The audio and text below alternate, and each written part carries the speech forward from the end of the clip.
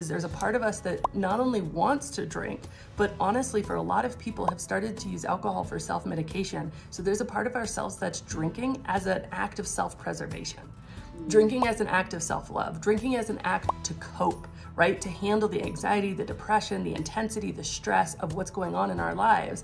And then we're using this will, this shame and blame to kind of say, no, we're not gonna do that even though we believe it's good for us. And what happens is we incite this major war inside our own minds. And so usually when somebody starts to try to drink less or nothing, and this was true for me too, at that moment, over time, you actually start drinking more. And you start drinking more because you've created this pain. It's called cognitive dissonance, but this cognitive is thinking and dissonance is disagreement. And you have this pain inside your own mind. And what do? What have we trained ourselves to do when we're in pain is drink.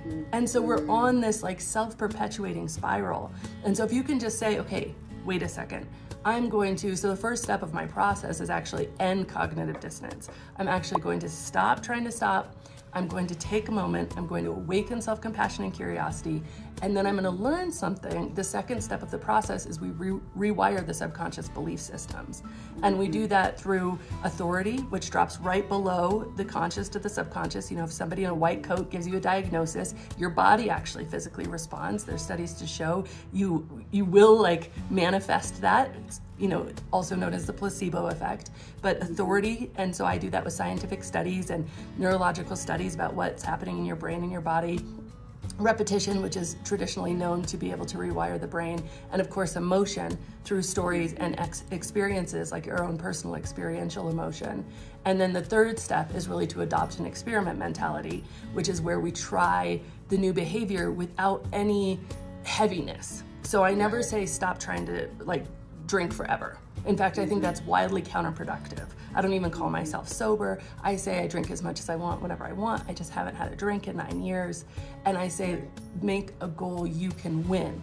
If it's an hour, if it's in a day, and train your brain to build on successes and get really curious about your experience. It's never a relapse, it's a data point.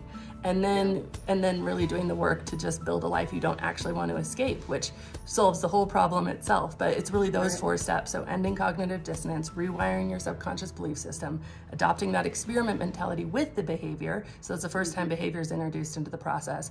And then building that life you don't want to escape from by really making peace with all these inner voices and inner parts that are kind of in battle with each other.